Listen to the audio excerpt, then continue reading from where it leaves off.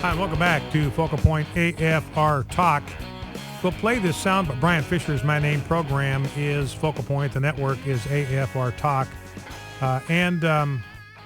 Just a reminder that we will be participating in a One Cry Prayer Summit this Thursday night on the National Day of Prayer. This is going to be a live participatory radio event on the National Day of Prayer. That's this Thursday, May 2nd, from 7 to 9 p.m. Central. We're going to have speakers such as Erwin Lutzer, Nancy Lee DeMoss, Crawford Loritz, focusing on prayer for spiritual revival. There's going to be scripture with worship and music led by Meredith Andrews, Matthew West. It'll be here on the AFR Talk Network. We'll broadcast both hours live. This is the One Cry Prayer Summit taking place this Thursday on the National Day of Prayer. Hope you will tune in for that. Now, we'll play this soundbite tomorrow. I got a couple of other soundbites we're going to get to. We just had President Obama, thank you, Planned Parenthood, God bless you, saying that. It was a 12-minute speech, 12 minutes and 3 seconds. While he was speaking to them, Planned Parenthood was killing 8 babies. Thank you, Planned Parenthood, God bless you, while they are killing 8 babies. So that's where the President of the United States is coming from. An organization called Live Action News, and there's a good chance we may have Lila Rose, the founder of this ministry, on tomorrow. And what they have done is come out with some videos that expose the underbelly of the abortion industry. I got 2 sound bites I'm going to play here that come from the video. You can get the videos at Live Action, I think it's .com. I don't know if I have the exact URL in front of me, but you can go to Live Action, liveaction.org actually, see these videos for yourself. They posted 2 of them, one just this morning, which features a doctor, and I'll play the video for you tomorrow. In fact, Jeff, do we have the soundbite of that? Okay, this is just audio from the newly released videotape, Live Action Films. This is a doctor. And remember, what President Obama believes in is if a baby survives abortion, you let it sit there and thrash around till it dies. You don't give it any help. You discard it like it's refuse. You throw it in the corner and let it expire, and then you get rid of it.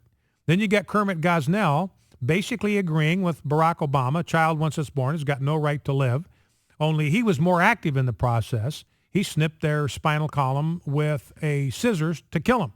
Now, this doctor, abortion doctor Cesar Santangelo, and he says basically the same thing. This is an undercover video, and it's perfectly legal to do this in D.C. You can tape things there as long as one party is aware the conversation is being taped. If neither party is, that's eavesdropping, that's illegal, can't do it. But if one party is aware that the conversation is being taped, then it's perfectly legal to record in Washington, D.C. So here's audio of Dr. Cesar Santangelo, an abortionist, been doing this for 20, 30 years, talking about what would happen if by accident a baby survived an abortion attempt, whether it's a medical abortion, a prescription, a pill abortion, or what, and the baby survived and was outside the womb. Here's what he had to say. Usually at this point in your pregnancy, it's too early to survive usually. Okay. It will expire shortly after birth. But if it did, like what would happen? Like would I have to take it home or like be responsible for I mean, technically, legally we would be obligated to help it, to survive, but, it probably wouldn't.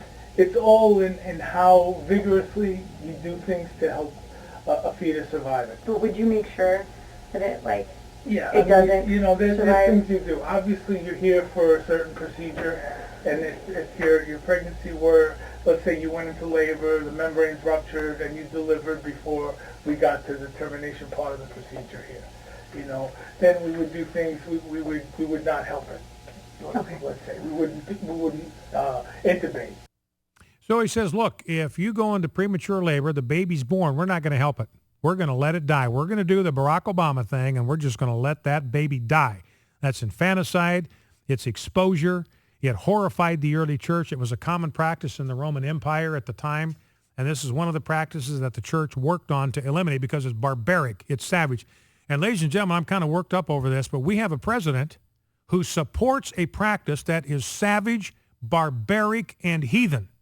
This is a practice that's exalted and honored in pagan nations, but should not even be mentioned in the United States of America, given our Judeo-Christian heritage. And we have a president supports this. It's infanticide. He defends it, and it's the killing of a baby. You know, yeah, let's play that, Jeff. Thank you, Planned Parenthood. God bless you. Barack Obama, thank you, Planned Parenthood. God bless you, killing 8 babies while he gave that speech. Now, and this Cesar Santangelo, he said, look, if the baby's born, it all depends on how vigorously you do things to help a fetus survive at this point. It's outside the womb. It's not a fetus. It's an infant. It's a baby. It's an American citizen. No matter what your point of view is, that's a human being. And so this doctor says, look, you give birth prematurely, we're not going to help it. We're just going to let that baby die. Now, it's interesting to me to look at the way the Washington Post has a piece from this morning's paper on this, reacting already to what you just heard. They actually called this Cesar Santangelo to talk to him about this. You're on tape, and he doesn't deny it. You're on tape saying that you would let a newborn baby die. You wouldn't help it. And and the reason I read the Washington Post piece was to try to figure out what their angle was going to be on this. That's what I was interested in. I knew the facts from liveaction.org, but the thing that the Washington Post stresses over and over again is that this was legal. Here's what they say. The videos do not depict Santangelo doing anything illegal. Might be immoral, might be pagan, might be heathen, might be savage, might be brutal, might be immoral, might be unethical, might be unworthy of the greatest nation on earth. But hey, it's fine because it's not illegal. Well, the concentration camps were legal. The fact that something is legal or illegal is immaterial. The question is it right? Not whether it is illegal, but whether it is immoral. And then later, just 2 paragraphs later, the Washington Post assures us no authorities have accused Santangelo of violating the law. That's not what we're accusing him of. We're accusing him of killing babies. We're not accusing him of not violating the law. We're accusing him of killing babies. And they give Santangelo in this article the last word, and he calls you and me pro-lifers terrorists. He hasn't watched the video himself, and here's why, because, quote, I don't like to feed into these people. I really consider them terrorists. And that is the last phrase in the Washington Post piece, allowing this doctor to call us terrorists. Well, let's play the video bites, sound bites, and the number to call if you want to weigh in on what we've been talking about here, 888-589-8840, 888-589-8840. Now, here is the first one. This is clip 2, Rob. This is another undercover video, live action films, going undercover, talking to an abortion counselor at an abortion clinic in the Bronx, New York. Here is how the first part of the exchange went. So you said I'm like 23 weeks, so like... That's about 6 months. Okay. Yeah, so I mean, you're is it like pretty big? Like, do you know how big it is? Like, it's 6 months. It's fully grown. It's fully grown? Yeah. Okay. So you mean it has like all the parts and stuff, you Yeah. think? Okay. Yeah. So how do they like remove it then? It's done by suction. It's a sucking tube that they just hold and it sucks it in. And then they put it in a solution and they send it out to the lab so they can measure everything to make sure that everything came out of you. Oh, okay. So it doesn't like come out, because you said it's like kind of developed. It doesn't come out like one piece? No. Like, okay. So I'm just trying to think, how does it... They start Oh, okay. falling apart. Oh, okay. Yeah. I don't know why you want to know all this. yeah. Just do it. Yeah. So she says, how does the baby come out? This is 23 weeks along now, almost 6 months. And the abortion clinic worker says it's fully developed. It's fully developed. Okay, well, how do we get the baby out then? This is the undercover individual. How do we get the baby out? Well, we have a giant suction device, and it just sucks the baby right down this tube. It starts pulling arms and legs off. It doesn't come out in one piece. It pulls all the pieces apart. it just starts falling apart. That was her term. That's what happens to the baby. When the suction starts, it just starts falling apart. And here is clip number 2. All right, so I'm like, if I feel like I'm having like labor pain kind of thing, Yeah, call us. call you. Yeah, we have an emergency line. Like, what if it like pops out like at home?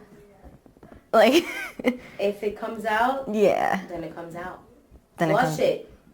just like flush it. Yeah, but you still have to come in. 'Cause we Okay. have to make sure that everything came out. But we never had a situation like that. Because if it's like, what if it's like on the floor? Like, you know what I'm saying? Yeah. Like, what would we do We're with not going to it? be taking care of it. That's what I'm saying. No.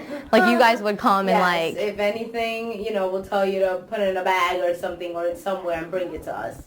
Thank you, Planned Parenthood. God bless you. So here the abortion clinic practitioner says, look, if it comes out, if you accidentally give birth to this baby, you wanted to abort it, and instead you give birth to it, she says, flush it. Those are her exact words. She says it twice, flush it. Just drop it in the toilet and pull the lever, flush it right down the sewer. And then she changes her mind and says, well, what you really ought to do is bring it to us, because we have to put all the pieces back together and make sure that you don't have anything left inside you. That's what they do when they do a suction. So she says, well, maybe on second thought, you ought to get the baby and you ought to put it in a bag or something, and bring it to us.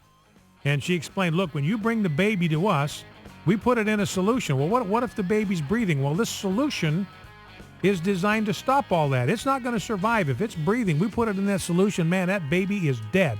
It'll stop breathing in a New York minute. In fact, the worker says that's the whole purpose of the solution, is to kill a baby who might have survived everything up to that point.